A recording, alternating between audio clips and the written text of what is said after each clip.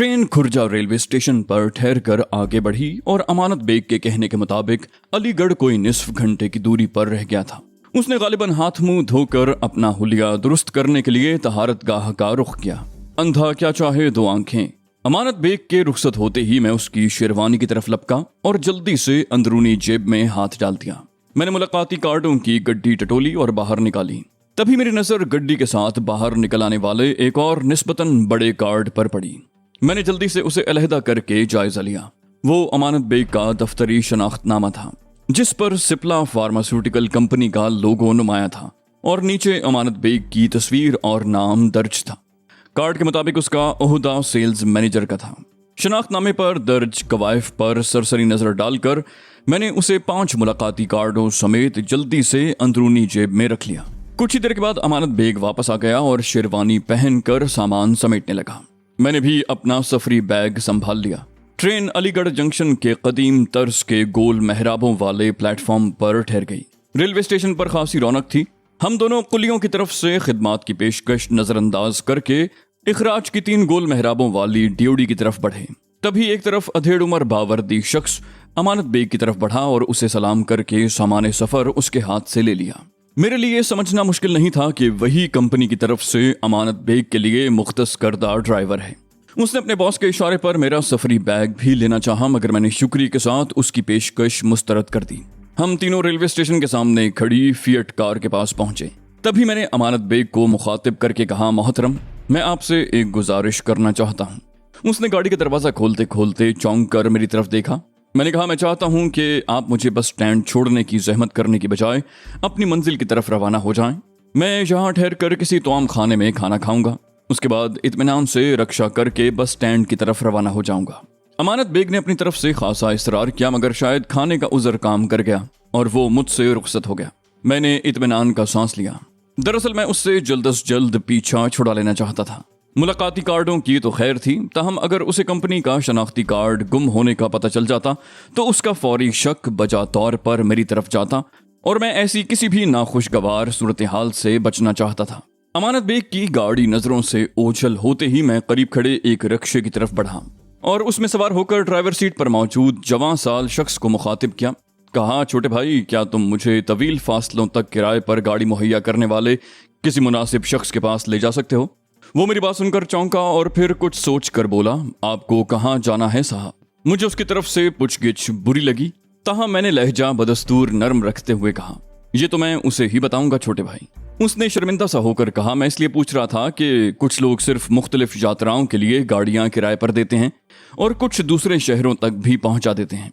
यात्रा वाली गाड़ियों के किराए कम होते हैं मगर हालत कुछ ज्यादा अच्छी नहीं होती।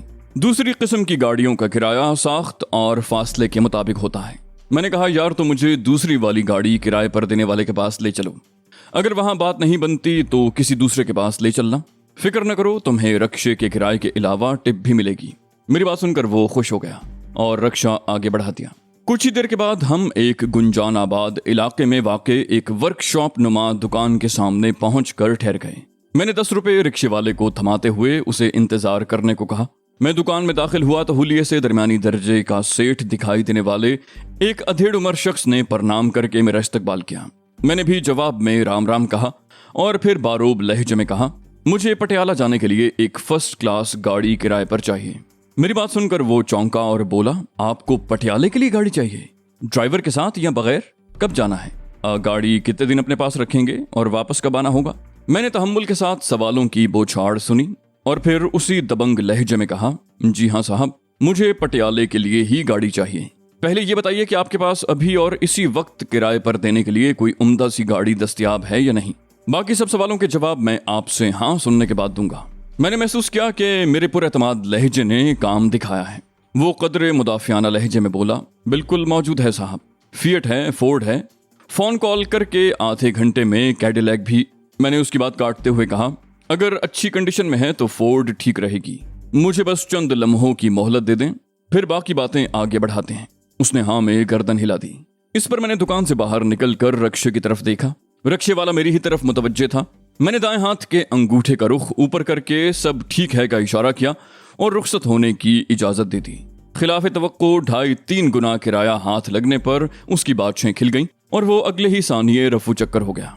मैं दुकान में वापस हुआ तो दुकान मालिक परशुत्तम लाल का रवैया वाज़े तौर पर बदला हुआ था। उसने मुझे कुर्सी की बजाय एक तरफ बिछे तबीज सोफों पर बैठने की दावत दी। थोड़ी देर की गुफ्तशुनीद और कुछ सौदेबाजी के बाद मामला तय पा गया। पटियाले तक के कोई 250 मील तवील फासले पर मुश्तमिल सफर के लिए मुझे 600 रुपए उसके पास जमा कराने पड़े। इस रकम के इवज फोर्ड गाड़ी ड्राइवर समेत मुझे मिल गई। ईंधन की एक मखसूस मिकदार से जायद खर्च होने पर मुझे इजाफी ईंधन की कीमत अपनी जेब से अदा करना थी। कोई निस्फ घंटे बाद 1953 मॉडल की सफेद छत और सुर्ख बॉडी वाली जहाजी साइज फोर्ड गाड़ी मां ड्राइवर मौजूद थी। मैंने परशुत्तम लाल की पेश करदा चाय पी। गाड़ी में बैठा तो लगभग 45 साल के चाको चौबंद ड्राइवर ने गर्मजोशी से मेरा खैर मकदम किया। खुशपोश होने के साथ उसकी जबान भी अमानत बेग की तरह खासी नस्तालीक थी। अपने सफर पर रवाना होने के बाद मैंने गाड़ी के कप्तान से तारुफ का शर्फ हासिल किया तो मेरे अंदाजे की तस्दीक हो गई। उसका नाम ताजुद्दीन बजा तौर पर मेरी तरफ जाता और मैं ऐसी किसी भी नाखुशगवार सूरत हाल से बचना चाहता था।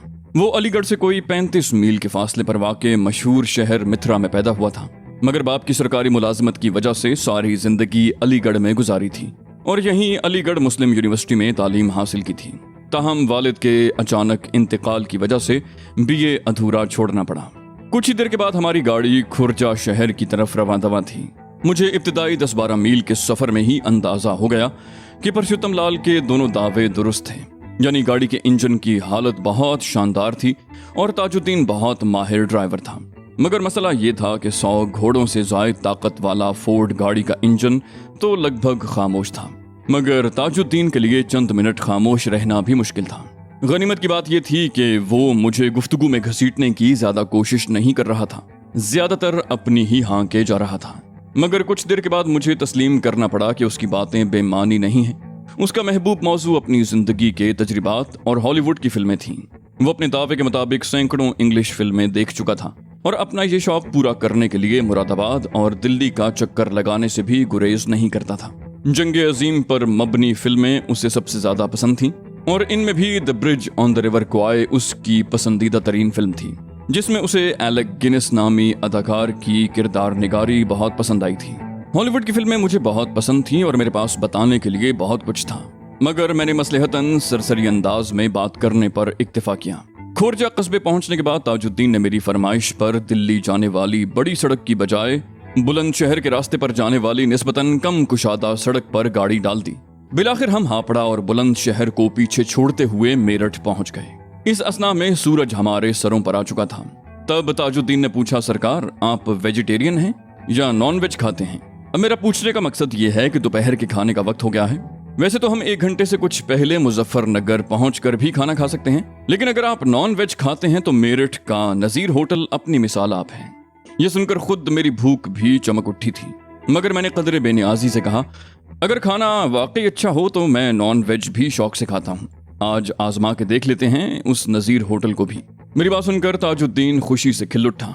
कुछ ही देर में हमारी गाड़ी कदीम तर्ज के एक तवाम खाने के सामने जा रुकी। वहां खाने वालों का अच्छा खासा हुजूम था, मगर हमारी शानदार गाड़ी ने काम दिखाया और हमारे लिए एक अलग थलग साहिबान तले मेज कुर्सी लगा दी। खाना भी अंदाजे से ज्यादा लजीज साबित हुआ। मैंने खाना खिलाने वाले लड़के को बख्शिश दी। गाड़ी में बैठते हुए मैंने खाने और ताजुद्दीन के ज़ौक़ की तारीफ की तो उसकी खुशी का कोई ठिकाना न रहा और वो मजीद चहकने लगा।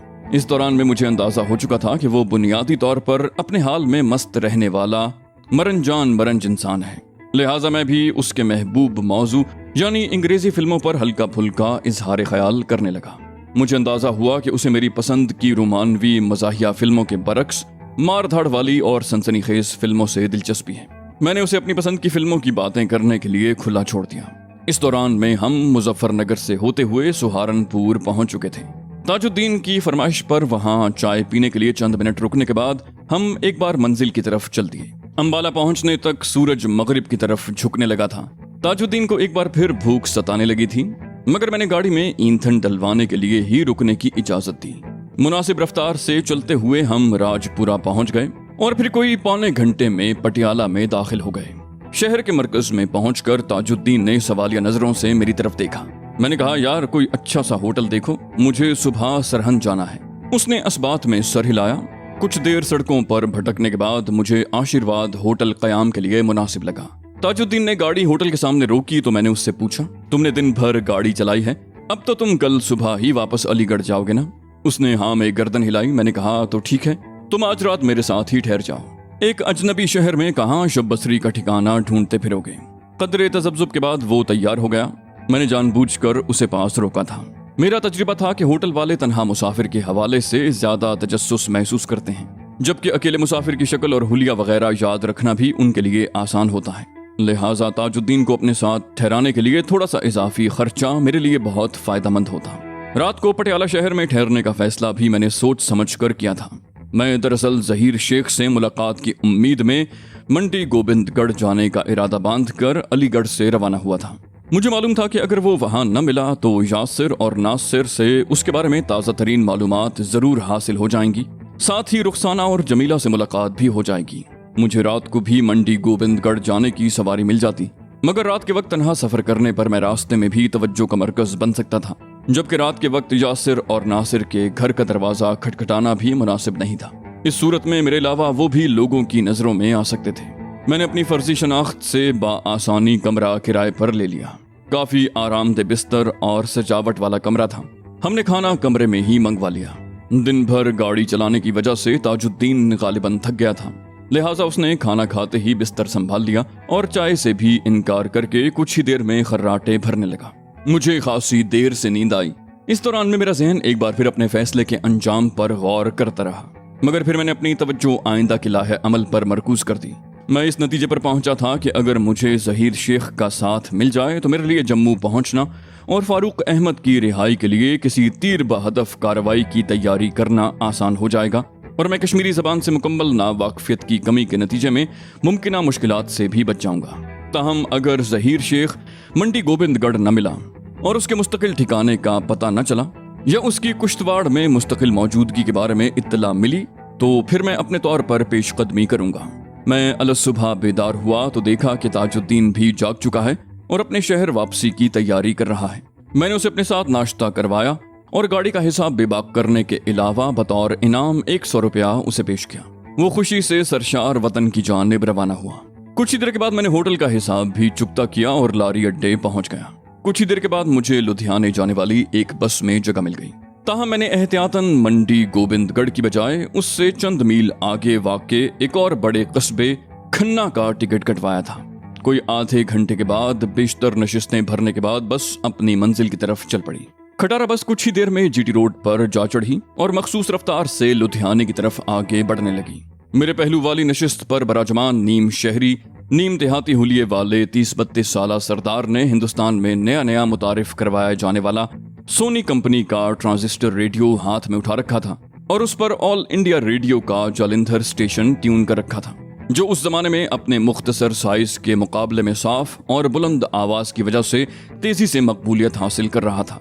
ताहम अपनी 80 रुपए के लगभग भारी कीमत की वजह से उसकी मिल्कियत खुशहाली की अलामत समझी जाती थी। गनीमत यह था कि पूरी आवाज खोले जाने के बावजूद बस की खड़खड़ाहट में रेडियो नशरियात शायद बस उसी तक पहुंच पा रही थी, वरना ये मुख्तसर सा सफर अजाब बन जाता। सरहंद के बस अड्डे पर चंद मिनट ठहरने के बाद सफर एक बार फिर शुरू हो गया। मंडी गोबिंदगढ़ के मज़ाफात शुरू होने पर मैंने नशिस्त छोड़ दी और दरवाजे की तरफ बढ़ा। मैंने कंडक्टर से दरखास्त की कि मुझे बस अड्डे से पहले दाना मंडी के पास उतार दे। उसने असबात में सर हिलाया। ये मामूल की बात थी क्योंकि अक्सर कारोबारी मुसाफिर तांगे के किराए से बचने के लिए यहीं उतरने को तरजीह देते थे। मेरे साथ मजीद 2 मुसाफिर बस से उतरे। हम तीनों दाना मंडी की तरफ एक साथ रवाना हुए, मगर कुछ आगे बढ़ने के बाद मैंने रास्ता बदल लिया और इर्द गिर्द की गलियों में घूम फिर कर कुछ वक्त जाया करने के बाद यासिर भट्ट की दुकान की तरफ बढ़ा। मुझे दूर से ही दुकान खुली नजर आ गई। ताहम मैं अंदर दाखिल हुआ तो मुझे यासिर भट्ट नजर न आया। रजिस्टर पर झुका अधेड़ उम्र शख्स मेरे लिए अजनबी था। अलबत्ता वहां मौजूद निस्बतन कम उम्र नबील अहमद नामी शख्स मेरे लिए शनासा था। ये अलग बात है कि मैं अपने मौजूदा बहरूप में उसके लिए भी अजनबी था। बज़ाहिर दुकान के मैनेजर के ओहदे पर फाइज शख्स ने सवालिया नजरों से मुझे देखा। मैंने हत्तुल इम्कान हिंदुस्तानी पंजाब वाले लहजे में कहा, मुझे यासिर भट्ट जी से मिलना है। उसने पंजाबी की बजाय हिंदी में जवाब दिया, यासिर भैया के आने में तो अभी कम से कम घंटा बाकी है। आपको कोई काम है तो मुझे हुक्म कीजिए। इस पर मैंने भी हिंदी में जवाब दिया, मुझे कोई खरीदारी नहीं करनी, मैं लुधियाने से उनके एक दोस्त का ज़ाती पैगाम लाया हूँ। उसने मेरी बात गौर से सुनी और फिर कहा, ऐसा करें आप उनसे घर पर जाकर मिल लें, यहाँ से ज़्यादा दूर नहीं है, मैं अपने साथी को आपके साथ भेज देता हूँ। मुझे यासिर भट्ट के घर का रास्ता बखूबी मालूम था, मगर मैंने हाँ में गर्दन हिलाने पर इक्तिफा किया। कुछ ही देर के बाद मैं नबील अहमद की रहनुमाई में मंजिल की तरफ रवाना था। घर के दरवाजे पर पहुंचकर वो दस्तक देने ही वाला था कि मैंने उसे रोक दिया और दुकान वापस जाने की हिदायत की। दरअसल ज़हीर शेख का सामना होने की सनसनीखेज उम्मीद के साथ मेरे जहन में एक शरारत भरा ख्याल भी नमूदार हो चुका था। मैंने नबील अहमद के गली का मोड़ घूमकर नजरों से ओझल होने का इंतजार किया और फिर आगे बढ़कर खासे जोर से दरवाजा खटखटाया। मुझे लगा कि दस्तक में कुछ ज्यादा ही जारहियत शामिल हो गई है। जल्द ही मुझे अंदाजा हो गया कि मैं अपनी दस्तक के जरिए घर के मकीनों को जो पैगाम देना चाहता था वो हस्बे मर्जी तासुर के साथ पहुंच चुका है। कुछ ही देर के बाद मैंने बंद दरवाजे के अकब से किसी की मोहतात मर्दाना आवाज सुनी। कौन? मैंने बारूब लहजे में कहा, मैं इंस्पेक्टर बलवंत सिंह हूँ, चंडीगढ़ की स्पेशल ब्रांच से मुझे भेजा गया है, दरवाजा खोलिए। मेरी बात सुनकर दूसरी तरफ सन्नाटा छा गया। मैंने यासिर भट्ट की आवाज पहचान ली थी और अब उसकी ज़हनी कैफियत का सोचकर दिल ही दिल में लुत्फानंदोज हो रहा था। कदरे तवील वक्फे के बाद मैंने एक बार फिर यासिर भट्ट की आवाज सुनी। इस मर्तबा उसकी आवाज में एहतियात के साथ तशवीश भी नुमाया थी। वो बोला, इंस्पेक्टर जी, आप बताना पसंद करेंगे कि आपने कैसे जहमत की, किससे मिलना है आपको? मैंने यकलख्त अपने लहजे में जारहियत लाते हुए कहा, ओए तेरा नाम यासिर भट्ट है ना, तू पहला बुआ खोल फिर अगे गल होएगी। मेरा जुमला पूरा होते ही अंदर एक बार फिर सन्नाटा छा गया। इस बार खामोशी काफी तवील साबित हुई। मैं एक बार फिर यासिर भट्ट को ललकारने वाला था कि अचानक मेरी छठी हिस्स ने बताया कि मुझे छुप कर देखा जा रहा है। मैंने सर उठाकर ऊपर देखा तो कोई जल्दी से मुंडेर से पीछे हट गया। इस पर मैंने गरज कर कहा, लगता है तुहानू ठीक तरह समझ नहीं आई, मेरी जासूसी करन दा कोई फायदा नहीं, बुआ खोल दियो नहीं तो चंगी नहीं होनी। मैंने एक बार फिर यासिर भट्ट की गंभीर आवाज सुनी। वो बोला, पहले आप बताएं कि यहाँ आने का मकसद क्या है, क्या आप मुझे गिरफ्तार करने आए हैं? मैंने जवाब में जारहियत भरे लहजे में कहा, आहो जी, अगर खुफिया पुलिस नू मतलूब मुलजिम तेरे कार तो बरामद हो गया ते ओदे नाल तैनू भी गिरफ्तार कर लांगा। सानू खबर मिली है कि तू कश्मीरी टेररिस्ट ज़हीर शेख अपने कोल रुपोश कीता होया है। मेरा जुमला बमुश्किल पूरा हुआ था कि अचानक दरवाजा एक झटके से खुला और यासिर भट्ट की शक्ल नजर आई। इससे पहले कि मैं संभलता उसने एक बड़े से रिवॉल्वर की नाल मेरे सीने पर रख दी और खूंखार लहजे में कहा, खबरदार, हथियार निकालने या कोई और होशियारी दिखाने की कोशिश न करना। अपनी खैरियत चाहते हो तो चुपचाप अंदर चलो। मैं अपने नाटक से पहले मेरे छापे पर यासिर और नासिर की तरफ से सामने आने वाले मुमकिन रद्द-ए-अमल का कयास करके लुत्फानंदोज होता रहा था, मगर मैंने चश्मे तसव्वुर से उन दोनों को अपनी बेगुनाही साबित करने के लिए गिड़गिड़ाते या ज़हीर शेख से मुकम्मल इजहार ला ताल्लुकी करते ही देखा था। लिहाजा यासिर भट्ट का ये रूप मेरे लिए कतन गैर मुतवक्के था। मगर शायद मैंने उन दोनों या कम से कम यासिर भट्ट के बारे में बिल्कुल गलत अंदाजा लगाया था। उसका मुझे अचानक दबोचने का अंदाज, रिवॉल्वर पर गिरफ्त और मुझे जद पर रखने की तेजी की अनाज बेचने वाले किसी आड़ती से तवक्को नहीं की जा सकती थी। जबकि उसकी आंखों से झलकती सफ़ाकी बता रही थी कि मैंने उसका हुक्म न माना तो ये रिवॉल्वर की लबलबी दबाते हुए जरा भी नहीं हिचकिचाएगा। इससे पहले कि मैं यासिर भट्ट के धमकी आमेज हुक्म पर अमल करता, मेरी नजर दरवाजे के अंदर पड़ी। मुझे लगा कि अध खुले दाएं के वाड़ के अकब में कोई मौजूद है। मेरा दिल जोर से धड़का। ये ज़हीर शेख ही हो सकता है। उसके साथ ही मेरा वजूद खुशी से झंझना उठा। मेरा दिल चाहा ये नाटक इसी वक्त खत्म कर दूं, मगर तभी मैंने यासिर शेख की धीमी लेकिन संगलाख आवाज सुनी, तुम्हारे कान काम नहीं कर रहे सरदार जी, या फिर आत्महत्या का इरादा है? मैं दोबारा नहीं कहूंगा, चलो अंदर।